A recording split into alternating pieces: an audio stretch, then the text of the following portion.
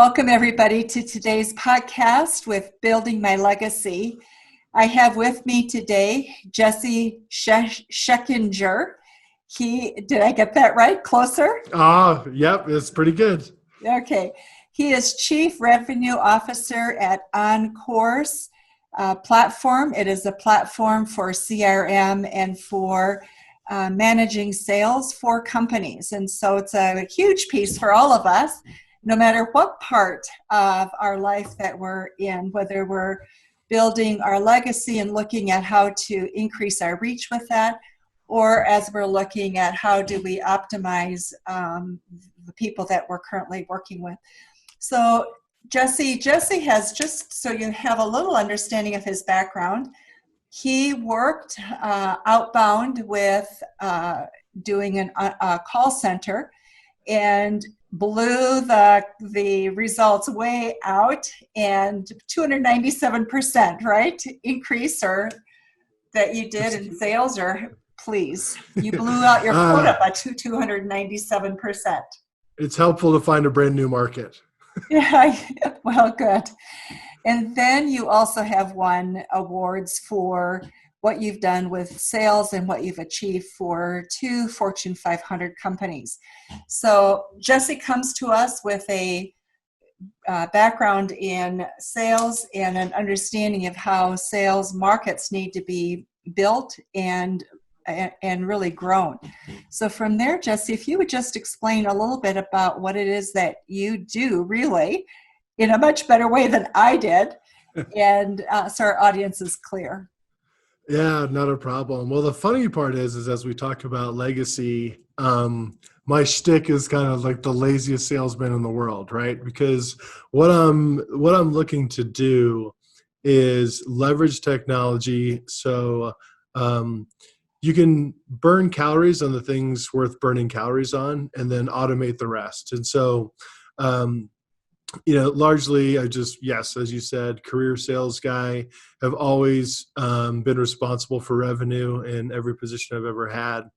And then ultimately leadership responsible with all the revenue, which is anyone in that position can understand the sheer managing chaos of it all.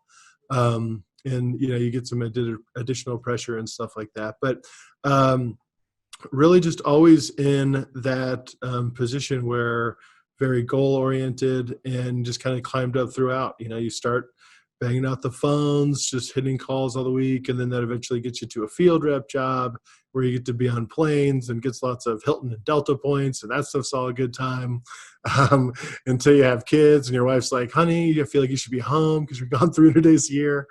So then you go to management, right? And so that's kind of the arc that I had in my career so far. But a lot of the times when I was in the challenging situation, and keep in mind, Lois, that I was a C's get degrees type guy, not what you'd call an overachiever. I really like every day, in college, I'd look at the syllabus and be like, okay, well, if I get 100 on this, 100 on that, I won't have to do these 3. And I really just kind of chipped away at stuff like that. And when it came to sales, I would just kind of do the same thing. Like, I don't want to make all these calls. Like, there's got to be a shorter way. And that's where I eventually ended up getting a call from a buddy of mine who owns a company called ZibTech that did software development services. And he said, like, hey, our CRM is terrible. We're paying for like 8 different sales tools. We want to build something new. Will you come help us? So I was like, absolutely. That sounds fun. And so that gets me here. And so I've been for the last little over 2 years now focusing on just all things technology and all things sales technology. And the interesting thing is no matter what avenue you're going down or what you're trying to pursue, your ability to message correctly and to get that message out and get engagement from other people seems to always be critically important.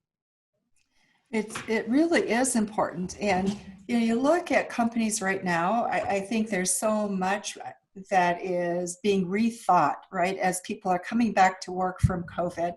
If you retooled and did some things so that you were part of the central products, you're still booming and growing, and your need is well defined until you have to redefine it again when that passes. But the Yeah. other sector of companies are looking at, okay, how do I manage my costs? How do I bring people back on? And who do I really need? Do I need my big departments, marketing, sales? I need product development if I'm going to move forward, if you're an innovative company or one that relies on development. So given that, Gessie, what is it that you suggest to companies as they're weighing these choices that they have? How do they really manage that? And how does having a platform like yours make a difference? Yeah. So first and foremost, I guess I'm a little bit tougher of a guy because everyone's essential to me, because if we had any fat, we would cut it out. And so even as you, I mean, it's interesting, as you said, like for those who are going to cherish Lois and I's conversation 10 years from now, will understand that we're in a very weird pandemic situation where we're all stuck watching old Netflix shows for hours on end to just keep our sanity. And so that has given everybody some time in the locker room, so to speak, to think about what the decisions they're making in their businesses are and how those decisions are critical. And a couple of like really simple, easy things that I think everyone's aware of is, you can consolidate where possible, and you can just see, you have in every business, most parts should be essential, but you certainly can't let go of any revenue generating activities. And you also, where you do have redundancies, especially in your tech stack. And so obviously I'm a big software guy. And so I look at all of the various subscriptions that people are looking to. So in any given business today, people are usually have, you're going to have a piece of accounting software. You may have a ERP system, which is enterprise resource planning. That's like your inventory management, scheduling, stuff like that. You have a CRM, which is customer relationship management tool. And then you might have MailChimp, some kind of email marketing tool. You can have Calendly for appointments. You can have a phone system. You can have all of these, different tools that really start adding up. And so we're really focused on businesses that are doing, I would say, between 5 and 25 million in revenue, or maybe up to 50 million in revenue. Where we bring a value is helping people who need all the technology but don't have the budget to pay for the big boys and all the specialization. And so we wrap up all those, consolidate a lot of those tools in one. You're still going to need your accounting piece and your scheduling piece, but when it comes to your sales, and we also do SMS texting, all of that kind of tools we have wrapped up in one really cohesive thing. And then the second part to your question is how, if you are under these financial challenges, and how do you increase or at least subsidize your bandwidth? And that is, using automation to amplify the efforts of the people that you have. And with automation, and it's really funny. So everyone gives me a lot of crap because automation is usually seen as, Gessie, so help me God, if I get one more canned email that fires off to me every day. And that's not what I'm talking about. I mean, there's not a lot of value. People usually can see right through canned messages, things like that. But what I am talking about in automation is automating your processes and automating the outreach that doesn't matter. So for example, let's say that you do need to do some outbound type sales. You can have automated email going and automated LinkedIn engagement going while you're using the personal time and actually burning calories on making phone calls and trying to reach out to people. You can also automate the first half of your campaign so that you are personalizing and using that. Sales and personalization is always going to ring true, no matter what technology does. Okay, so Gessie, give me an example of that, because I hear the words and trying to put it into a structure that's usable. So give me an example, if you would, please. Sure. So let's take LinkedIn, for example. So LinkedIn, the way that you could automate a campaign with LinkedIn is, one, you can automate the actual sifting through and finding the people you want to connect with. Right. That portion can be automated. Then most likely you're going to be a smart sales rep and not just throw up your value proposition at them straight out of the gate, because you want to build a relationship and do the right thing. So then you're going to send just some kind of generic message that thanks them for connecting. So now we have those first two set up. That third message, what our tool will do, for example, is it will auto-populate inside Messenger the bulk of the message, and then allow you to just take a couple minutes. For us, our rules at our company is 2 by 2, so you take 2 minutes and do at least 2 things to personalize the message. And so you go in, and it allows you to kind of adjust and format it to the user and add in those appropriate relation building things, and then you go. And so that's kind of a quick example of, you didn't really have to do the first 2 steps, and then you bulk kind of had most of it done. So you're just fine tuning and then resending as the messaging goes out. Got it. I like the idea of the personalization, because you're absolutely right. We get so many spam emails now, and after a while you read the first 3 words and you know when to tune people out, right? Yeah, absolutely. And that's the problem is, in this current state that we're in with this whole pandemic stuff, everybody has doubled down on the email and all of this. And so there's a lot of noise right now. And so I don't know about you, Lois, but I can't tell you the last time I've read a 3 to 4 paragraph email from somebody I didn't know. It's got to be pretty short and sweet if you want to get my attention. Well, I think that's true. And I think our lives are busy. And I think they're going to be more busy now as we go back, because it's like people are double pedaling to pick up the pieces that they've lost or that they've had to let go of. And so instead of easing into what's coming, it's like they're running and pulling things along with them, right? So given that, you really don't have time to read at all. And so you take snippets. So it says a lot about processing and how we process. So as a salesperson and how you reach out to people, what are your suggestions to people in terms of how you do that? I mean, I've also gotten tired of hooks, gimmicky hooks, because, right, they're gimmicks. Yeah, I know. There's a lot of that clickbait type subject titles where you see a subject, you're like, oh, that's interesting. You go into the email and it says nothing about that subject whatsoever, which is very annoying. And in my personal position, is not setting you off on the right relationship path. Leading with a lie is probably not the best way to form a good business relationship.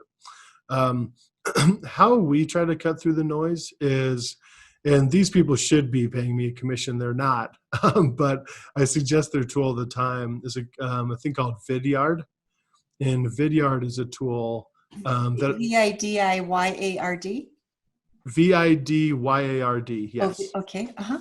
So Vidyard. And these actually give you the ability to embed videos inside of email messages.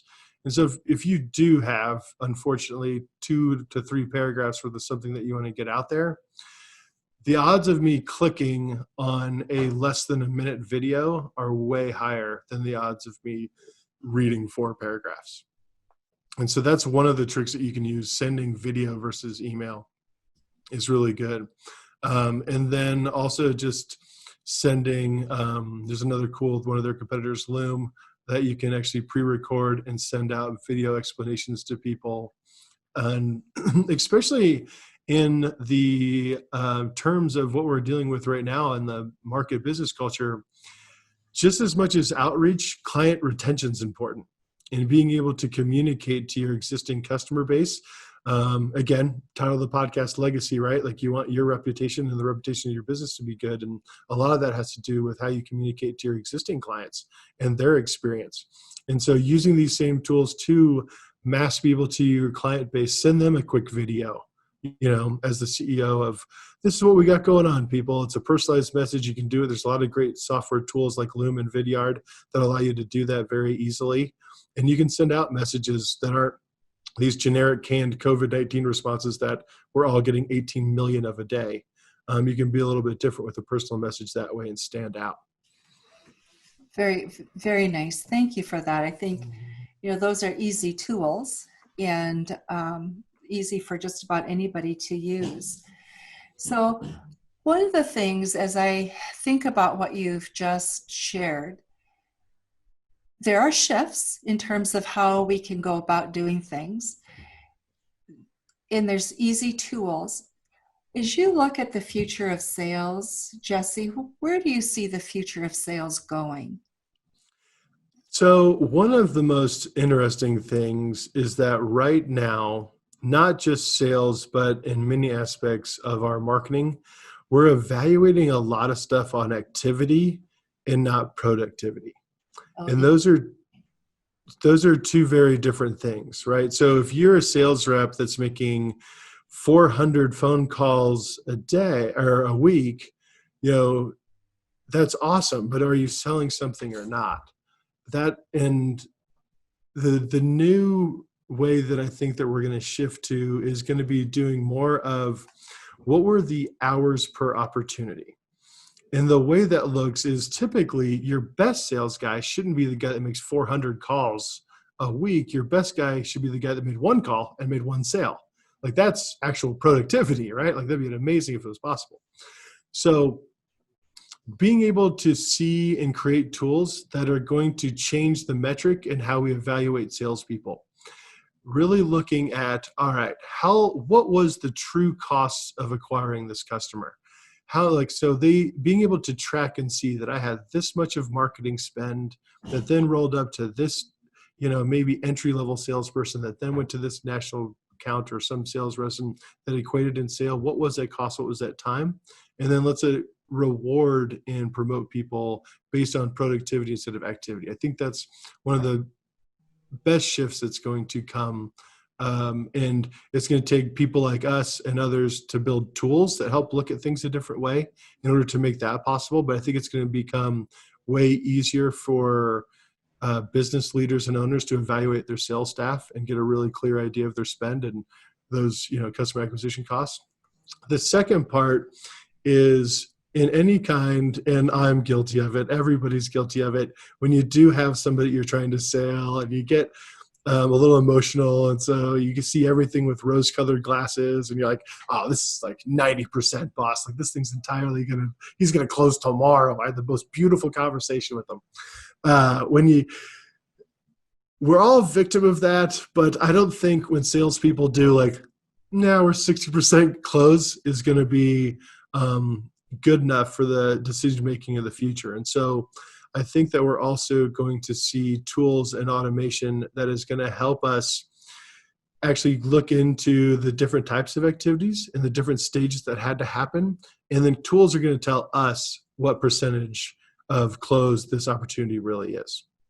Got it. And so that's going to be another fundamental shift for sure. So what you're talking about is really sales efficiency. Efficiency leading to productivity. I mean, you're right, we just plain generate activity because we assume that activity is going to produce a result. Well, and everyone loves to play the metric game, and that's why all of us I don't even have any hair left, but if I did, that's why we'd be pulling it out at all of the spammed email we got, because everyone's doing the metric. And there's some that you can take to the bank. So for example, I know that if I have a sales rep that makes 36 calls a day, he's going to schedule 2 appointments, and one of those 2 appointments is going to show up. In 4 different markets, that has been true, top of the funnel type metrics. When you throw that out into things like email, so if email, for example, you can expect a 1 to 2% click rate. So I got to throw out, 100 emails to get one person to even click on it, and then the conversion goes from there. So people are using these metrics, and because of sales tools and technology, we've all been given bazookas, and we can literally just blast out so much stuff And so everyone's playing the numbers. And I think we're going to get into a situation where it's all just considered noise, and we're going to have to pivot and readjust. And that's largely what's going to take place. And that those companies that are able to relook at those processes and relook at productivity versus activity are going to be the ones that come out on top for sure. So Gessie, do you also see the sales cycle beginning to shrink and get tighter because of the sales tools and the increased efficiency, or no? Well, the sales cycle is definitely shrinking, but I think it has far less to what we're doing on the sales side as much as it has to do with what they're doing on the buying side. You know, buyers are, I mean, they say the typical buyer's journey, by the time I talk to them, they're already 60% of the way there. Right. Because otherwise they wouldn't have even talked, right? So we're dealing in, there's a couple thoughts to this. And just so you know, so my dad's a sales guy and my grandfather was a sales guy. My grandfather was a sales guy for DuPont. My dad was a sales guy. You know, we kind of have the breed for it. And my dad despises this comment where I say that, you know, when he was in his heyday, they were literally relying on salespeople to give them knowledge of what stuff did. And now the consumer, because of the availability of information, like they know a ton about you and a ton of your competitors and what your product does before the first hello. And so that really shortens the sales cycle, and you have to be on top of your game. And the only way that you can do that is a couple of different ways. And that's one, truly know the value of the product and know when you're actually going to win, what that right to win looks like. And so all of us in our head have kind of this ideal customer pattern. It's like, I know that there's 4 challenges that if I can hit one of those 4 boxes, I got a fighting chance. And you're going to be able to determine really quick. I mean, as fun as winning fast is, losing fast is also good, because you don't want to burn calories on stuff that's never going to generate revenue. And as sales professionals and business leaders, sometimes we get caught up in the battle and we don't realize that value enough. But I think that's the thing on the sales side that's really good advancing, is we're just understanding quicker if we have a problem to solve or not. Got it. So Gessie, as you look at these trends, in a sense, it's becoming more complex and less complex almost at the same time, isn't it? Right? Yes. Oh, no doubt about it. And so how does a person, an executive, go about choosing what to do, where to look, and what they really need? So the easiest way to do that is, before all of these sales tools came across, you had a business and you were selling before any of the sales tools or automation things were. And so instead of looking outward to the market on what people are doing and what is trendy or what's using, shopping for the tool that best fits the way that you're selling today is what you have to do. You don't want a round peg, square hole situation where you're just making it work because everybody's on Salesforce, so I got to use Salesforce, or any of the various tools out there. When you're looking largely, I think that you need to focus in on who are your current clients and how did you get them? And then it's kind of a rinse repeat game. What are the avenues, and double down on what is effective today. In the last piece of advice, which is like the easiest thing to say and hardest thing ever to do, is to try to be different and try to stick out. I mean, we were one of the first people to use some of the video email, and it worked out really well for us. We had little dry erase boards, we put people's name on it with little pictures. And then before you know it, like everybody's doing it. And then, now we're all just trying to sell in as many different ways possible.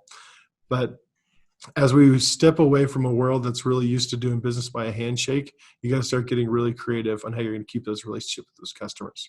And it's almost like the combination to a vault. Every single individual I've worked with all has their preferred method of communication. I have people that will never pick up the phone no matter what I do, ever. I'm never going to pick up the phone unless it's something scheduled. And then I have people that if I send them an email, they're just going to call me immediately. And so that email is a complete waste of time, and everything in between. And so you have to start having multi-channel strategies to understand how your customer likes to communicate, because we've given our customers 800 ways to communicate with us. And so we need to make sure that we're understanding how they like to communicate and we're using the appropriate method. So tell me about one of the things that I think is hard in sales cycles sometimes is losing messaging between people that may be a part of the process. So part of what I think about as what you're doing with your engagement platform is really looking at holding those pieces together. Am I right or no? No, 100%. I mean, your customer experience is incredibly important to your business reputation and everything you do. And so having a single source of information, because it used to be 5. I actually just read a thing recently that now it's 6.2 decision makers to get something sold in a modern day corporation. And so depending on your product, you might have to check, we're always going to check the procurement box, but then you got to check the marketing box, the operation box. Then, you just go down the line of a lot of people that have to sign off, and making sure that you have a single message you're getting to all those people and nothing gets lost is incredibly valuable for sure. In our platform, obviously, we'll give you that context history. And then another thing that as a society I've recognized is like our patience level is like at an all-time low. I look at my little 6-year-old daughter, and like if her iPad doesn't load within like a second, she's frustrated. I'm just like, you have no idea, you little spoiled girl. You don't know what it was like to go home from Blockbuster and realize it wasn't rewound and have to sit there like grandma's VCR goes through 3 speeds. So the patience is literally level, and people don't want to have to re-explain themselves. And so making sure that anyone in the company can type in the name as soon as they call in and get a very quick overview of what's been communicated. And so your customer can feel like they have picked up right when they left off, no matter who they talk to, is going to make you look really good and organized as a business.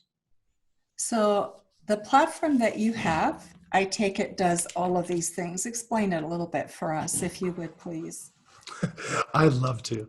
So it's OnCourse Sales Engagement Platform. And so this is a CRM tool, and we call it Sales Engagement Platform. People are like, oh, they came up with a cute phrase for CRM.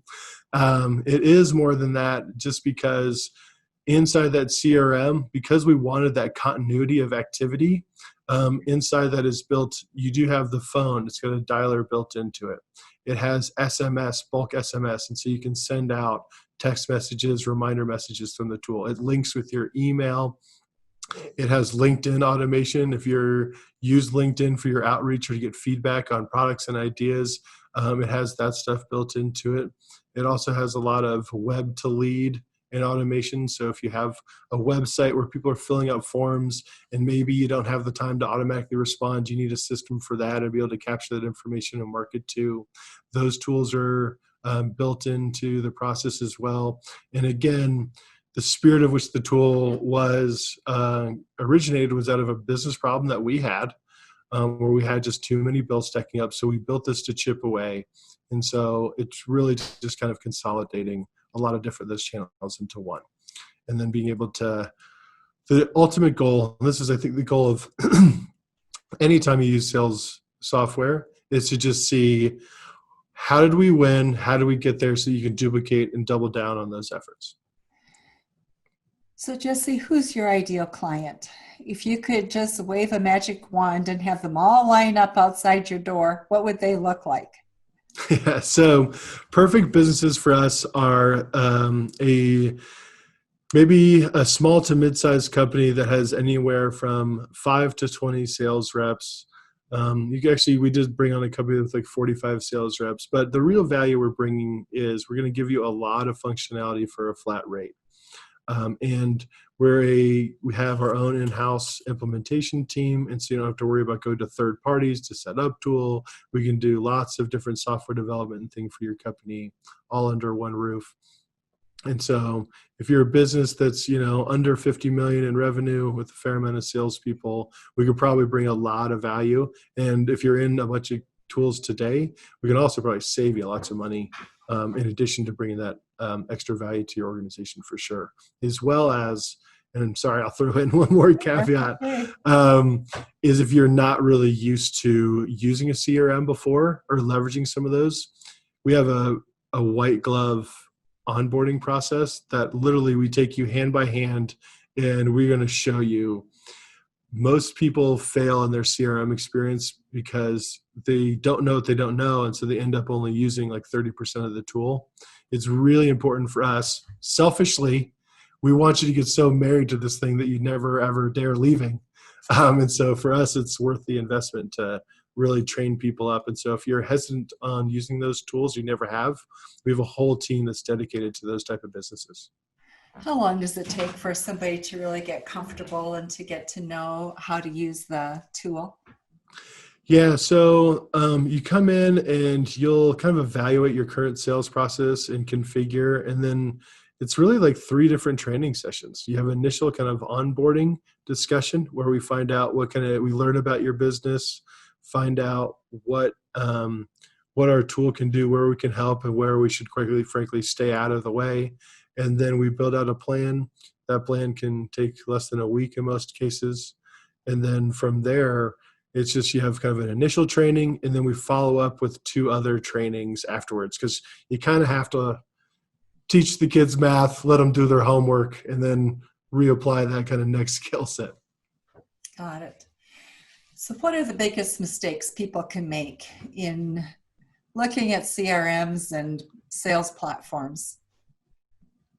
The number one biggest mistake of all time is not letting one of your sales reps demo it before you make a decision. Oh, interesting. Yeah, I can. As a business leader, you might be thinking, oh, I'm going to get this reporting, the price is right, everything's going great. And then you implement it and nobody wants to use it. That is the worst case scenario, because most CRMs fail because of lack of sales rep engagement.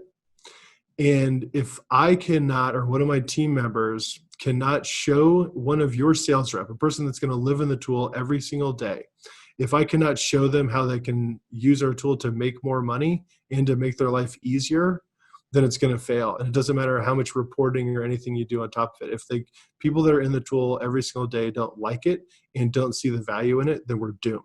And so that's the first and foremost, the best advice I would give is get the people on several demos, come up with a committee of business leaders, and someone from accounting, someone from field sales, inside sales, sales leadership. Just make a little committee to go and evaluate those things together to make sure you can check all the boxes.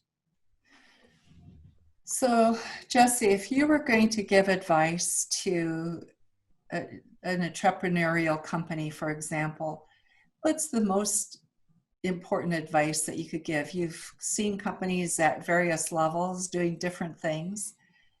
What's your biggest piece of advice?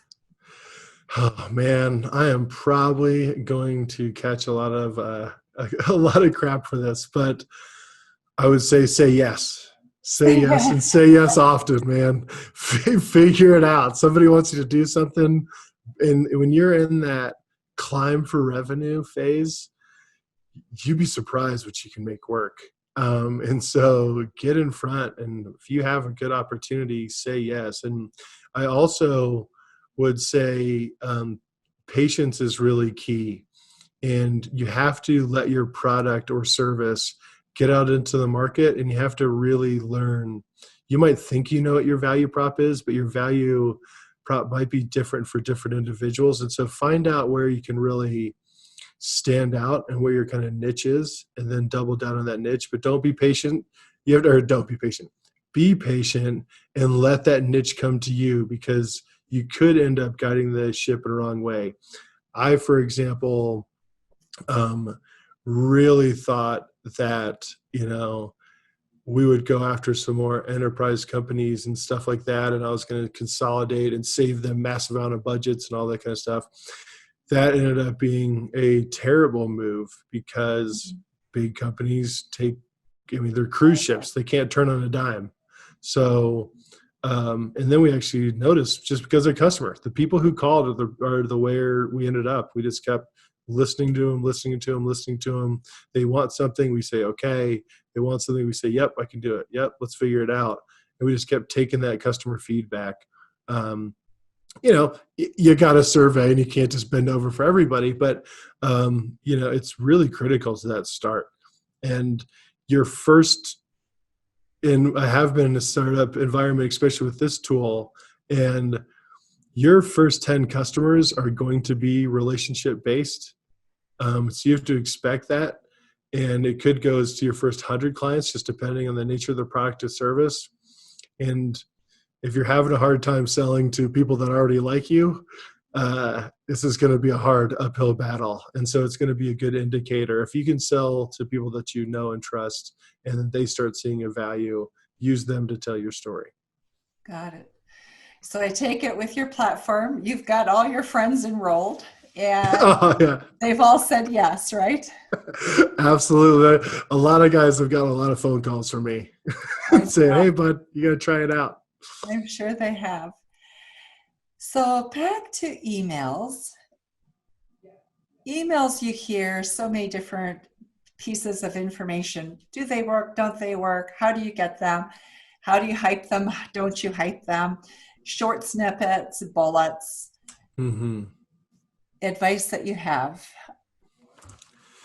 Oh, Lois, we can do another 5 hours on email. Okay, well, I might take you up on that, Gessie. Here's the thing. A lot of times the biggest challenge is technical. And you can have you can go to, there's actually, I believe it's called subjectlines.com, where you can actually type in subject lines and get them evaluated. You can have the word perfect, you use the word you, and you did all the right things. Then you can have your top 5 whatever that you're going to get now. And if you don't hit the inbox, it's all for nothing. And especially cold email, you have subscription lists and things that people subscribe to do. And that's obviously best case scenario, right? Someone gave you permission to market to them, but some of us out here on the streets, we don't have the luxury of knowing 10,000 people that will subscribe to our thing. Right. So we have to do it cold. And there's a couple of key categories, and more than happy to talk about it because there's a lot baked into this cake. But one is how you structure your own email from an administrative section. Google is a company that polices a lot of what happens activity-wise with email. And they have settings, and these settings were all built around they're all built around security and with the best things in mind, saying that I don't want, Lois, if you get someone to hacks your email and they automatically blast 5,000 people in a second, we want to be able to shut that down. We want security things in place. Well, the same thing also kind of kills your outreach, because if you don't have your sellers' emails set up to do that kind of volume, they're already, if they're email blasting people, a lot of it's getting stopped before it even exited the door.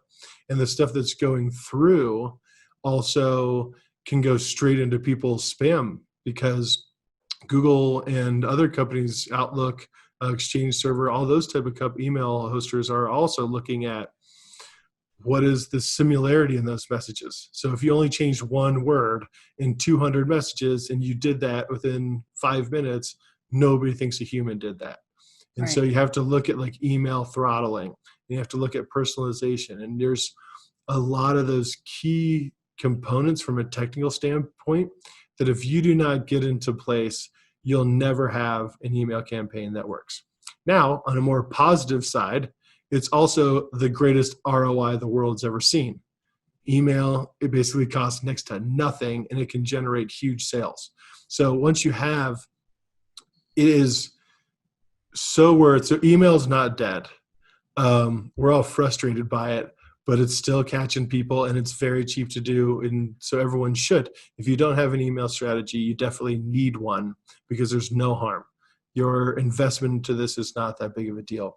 But if you're going to have one, you do need to make sure that you're not wasting all of your time and that you're doing the right technical things in order to get those emails to actually show up in people's inboxes.